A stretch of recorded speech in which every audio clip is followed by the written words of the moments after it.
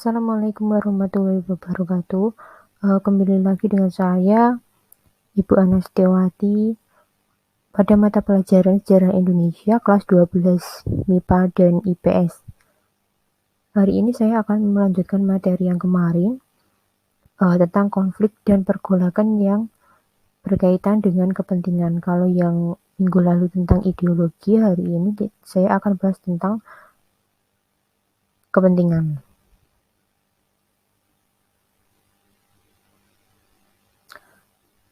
Sebenarnya ada 3 pemberontakan. Ada pemberontakan APRA, yang kedua ada pemberontakan Andi Agis, yang ketiga ada pemberontakan RMS. Yang pertama, itu pemberontakan APRA yang terjadi pada tahun 1949 yang dibentuk oleh Kapten Raymond. APRA itu adalah singkatan dari Angkatan Perang Ratu Adil. Latar belakangnya, terjadinya perang APRA ini didasari dengan adanya hasil keputusan dari Konferensi Meja Bundar pada Agustus 1949.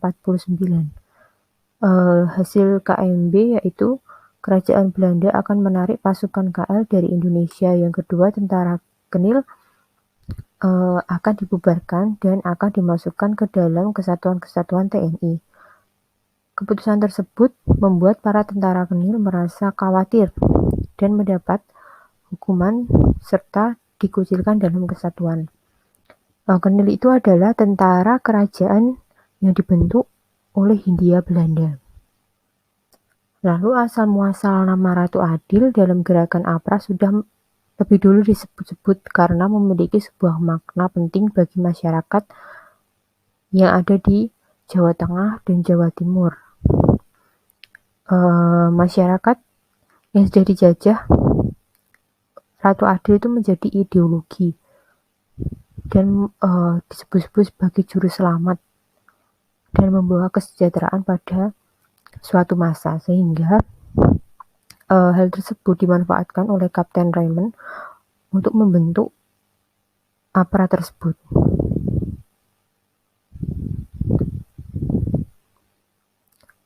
Lalu ada kudeta. Kudetanya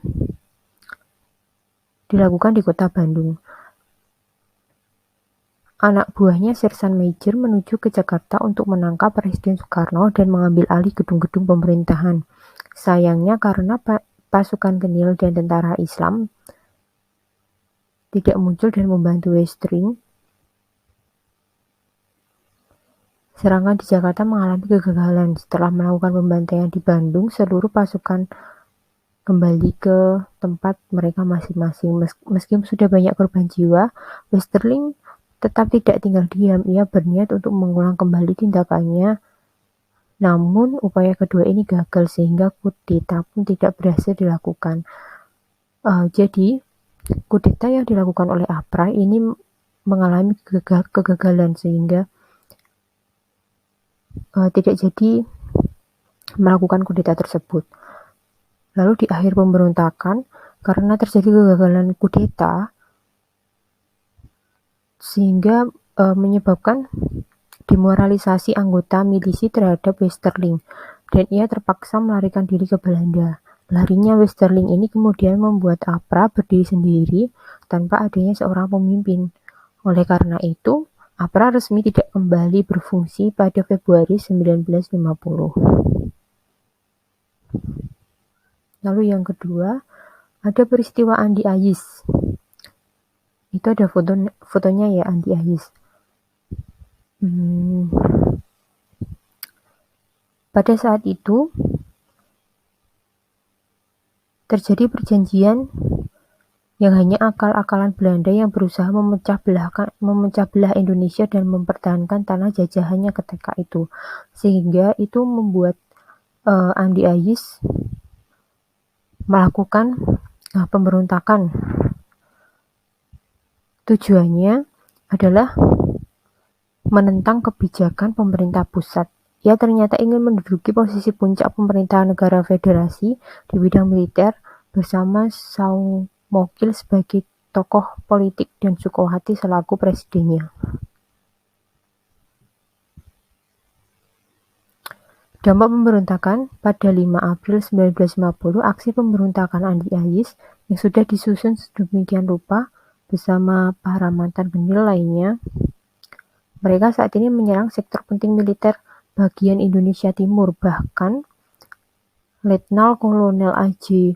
Mokognita sebagai Panglima Teritorium Indonesia Timur ditangkap oleh Andi Agis, bawahannya dan polisi di Makassar. Sehingga pada waktu itu banyak pemberontakan yang terjadi di Indonesia Timur yang dilakukan oleh Andi Agis. Itu bisa dibaca ya. Yang pasti dampaknya adalah dia ingin mengacaukan pemerintahan presiden seperti itu.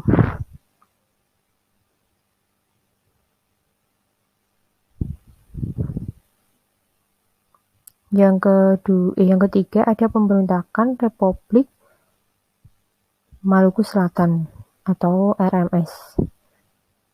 Ini ada 3 tokoh yang mendalangi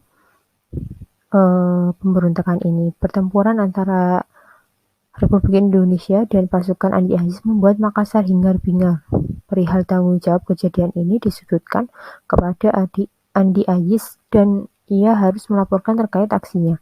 Ketika ke Jakarta, Andi Agis ditangkap saat itu. Somogil masih berada di Makassar hingga 13 April 1950. Dia pergi ke Ambon. Susunan pemerintahan RMS meliputi J.H. Manohutu selaku Presiden, Albert Wairisal sebagai Perdana Menteri dan Menteri-Menteri. Banyak menteri-menterinya dan posisi Wakil Presiden RMS yang masih kosong kemudian diisi oleh J.P. Niki Julu. Jadi RMS itu adalah dia ingin menguasai atau dia ingin berdiri sendiri sebagai kesatuan republik yang berada di luar Republik Indonesia, yaitu Republik Maluku Selatan.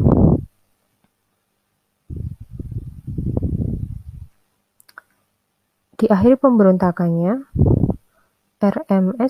NKRI memandang gerakan RMS sebagai pertentangan terhadap pemerintah yang sah, maka dilakukan beberapa upaya untuk mengatasinya. Yang pertama, diutus sebagai wakil pemerintahan pusat untuk mengadakan perundingan dengan RMS, tapi ditolak. Akibatnya terpaksa pemerintah mengerahkan kekuatan militer untuk menyerang RMS. Nama Republik Indonesia dipakai sesuai kesepakatan dengan Belanda dalam konferensi meja bundar maupun saat pengakuan kedaulatan. Melihat kekalahan, RMS pergi meninggalkan kota pertahanan dan memilih perang gerilya. Somogil yang merupakan pimpinan RMS akhirnya tertangkap pada 12 Desember 1963. Ia dibawa dan diadili di Mahkamah Militer Luar Biasa di Jakarta. Keputusan hakim menyatakan bahwa Somogil dijatuhi hukuman mati pada tanggal 12 April 1966. Somogil dieksekusi di Pulau Obi, Halmahera Selatan. Itu penjelasan singkat tentang 3 pemberontakan tersebut. Nanti saya akan share untuk lebih lanjutnya, lebih lengkapnya di Google Classroom. Bagaimana sih ketiga pemberontakan tersebut? Seperti itu. Terus ini ada tugas. Silakan tugasnya dicari, boleh di internet. Tulislah pendapat kalian mengapa di negara federal termasuk Indonesia pasukan Kenil tidak mau diganti oleh pasukan ABRIS. Kenil tadi adalah tentara kerajaan Hindia Belanda.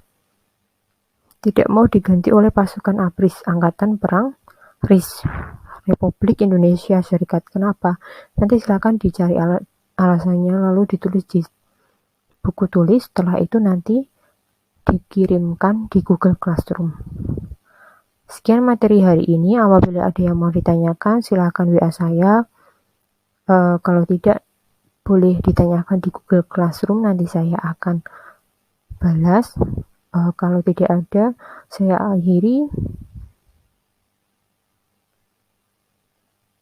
Terima kasih sudah mau mendengarkan penjelasan dari saya. Wassalamualaikum warahmatullahi wabarakatuh.